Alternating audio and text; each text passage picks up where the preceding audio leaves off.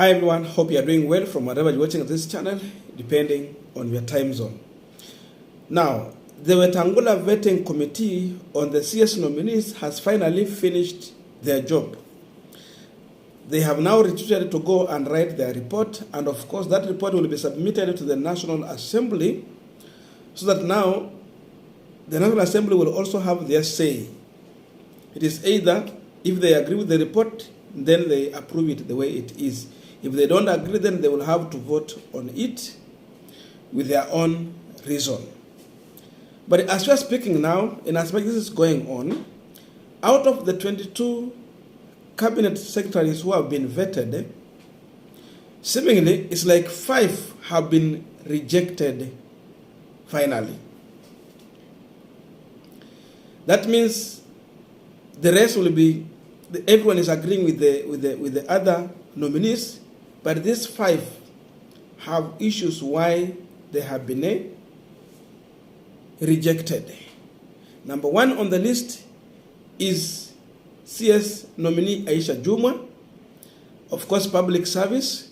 Number 2, we have Mithika Linturi, CS nominee for agriculture. Number 3, Penina Malonza, CS for tourist. Number 4, Zakaria Njeru, CS for land. And of course, number 5, Njuguna Ndung, CS for Treasury. There are reasons why these people have been rejected. And we want to look into those reasons why the committee is already rejecting these people before they reach even in the National Assembly for the final decision. But before we go deep into that, just a quick request for those who are watching and have not yet subscribed, my humble request, please consider subscribing so that another time, once we release a video like this one, you will always get notified. Again, to all our channel subscribers and anyone who comment, I must say thank you so much for your unconditional support. Again, I'm requesting you to give this video a thumbs up so that YouTube can recommend our videos to more viewers. Back to our discussion.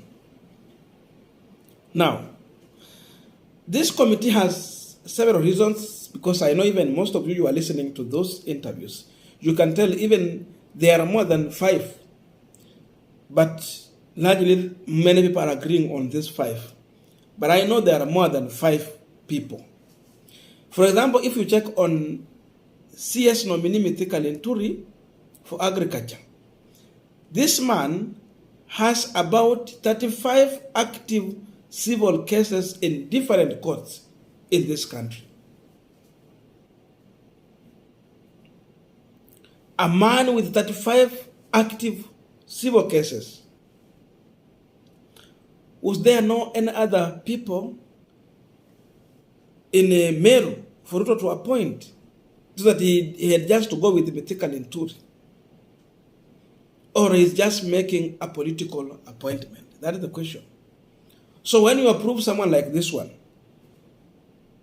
what will stop Mithika Linturi from making the mistakes he has done?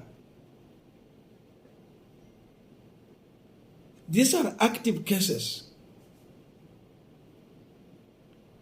We still understand the law is very clear that you are still innocent until proven guilty. But already, in the public court, you are not clean for the job. That is why they have stopped him. Number 2, Mithika Linturi was asked a question on GMO, and we analyzed here. The man was unable to answer the question until Kimani Ichung'wah came in to intervene on behalf of Mithika Linturi, and that made Junet Mohammed to get so much angry with Kimani Ichung'wah. And he asked Kimani Ichung'wah, are you the person we are vetting for this job, or it is Mithika Linturi? Because if you check on the answer Mithika Linturi gave on GMO, he said even human beings have evolved. So food also and the plants are evolving. So from Homo erectus, Homo sapien, Evo. That's what he gave. And Kimani Ichung'wah came in to save him. So it actually shows that Mithika Linturi is completely uninformed about the issue of GMO and agriculture at large. He don't have any information. He's clueless, rudderless on the issue of agriculture. And because of that, this committee found that this man is not fit for that job. The second person is Aisha Jumwa. Aisha Jumwa, you could sympathize with her, how she narrates her story. And even on the issue of academic, you can forgive her in so many ways because she has even tried a lot. But when it comes to the issue of the case she has as of now, that is standing out very strong. The issue of education, she has been forgiven by everyone. Her story is really telling, and it is a story that many people should even learn a lesson from her. But Aisha Jumwa has a murder charge. For those who remember about the Gumbao who died, she moved to the home with her bodyguard and someone just pulled the gun. If she had not gone into that family, then no one life could have been claimed. But someone died courtesy of Aisha Jumwa visiting that family. We understand the family has talked about the issue of settling this matter out of the court because according to the family, Aisha Jumwa is not the prime suspect. We understand that they have been coerced and all those things to change their position. But because of the murder charges, the committee is finding out that Aisha Jumwa is unfit for that office. Another person, Penina Malonza. Penina Malonza is CS nominee for tourism. The way Penina Malonza answered the questions, you can easily tell that this is a person who is not informed on matters of tourism. She had on even to misquote some issues. And this is the person who is set to get the docket to market the country to the world. How do you market Kenya to the world when you are not well informed about the matter of tourism? You are misquoting. She could not convince the committee that she is ready and well informed about the job she is going to do.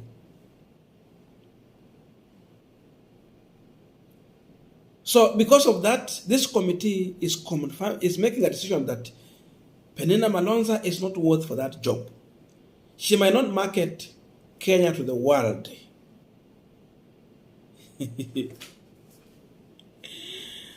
So that's the situation. Lastly, another person is Njeru. Njeru who? Zakaria Njeru is CS nominee for lands. Is it Zakaria Njeru? Yes. Zakaria Njeru is CS nominee for lands. And seemingly, this committee was convinced that he is not conversant with the issue of lands. And because of that, they feel that he's not the right person to do that job. Ruto should get a person who seriously understands the issue of lands and he can manage the job. So for that reason, he is incompetent to take up the job. Lastly, we have Njuguna Ndung. Njuguna Ndung is CS nominee for for finance, treasury. This is the man who need to take over the docket of treasury in this country. You listen to the interview, the way he was answering the question, you will see a man who is so much in defense of himself. In fact, he took a defense position. He was literally defending himself throughout the interview. There was a lot of baggage for him to carry on his shoulders. Remember, this was a former governor of CBK. The shilling went down when he was in office. He was even involved in the issue of selling of the hotel. Of course, it was for the state. And the value for money was nowhere. There was no value for money. So all those problems and the issues that was following him you find that this team is finding that this guy is not the right person for taking over the docket of Treasury in this country. Because of that reason, he's not worth to take over the job. There are also another corruption issues. Many questions. You would feel and see him actually just literally defending himself. So those are the issues behind these people. We understand very well, in as much the committee might reject, the National Assembly might just allow these people. They will have their way. Ruto will have his way. But the truth of the matter is that at least the committee will have pointed out some issues, and the Kenyans will know that the committee made their recommendation according to how they see these people, their performance, and then the final decision. Of course, Ruto, using his people through the voting, they can have their way. But still, it will be left in the hands of William Ruto, because already this team, actually what they are doing, literally, it is to wash their hands clean and leave the mess in the hands of William Samoei Ruto. That is what they are doing. They might have their way, but at least these people will have had their say. Thank you so much. See you in our next video. But I'm waiting to read your views as far as this issue is concerned.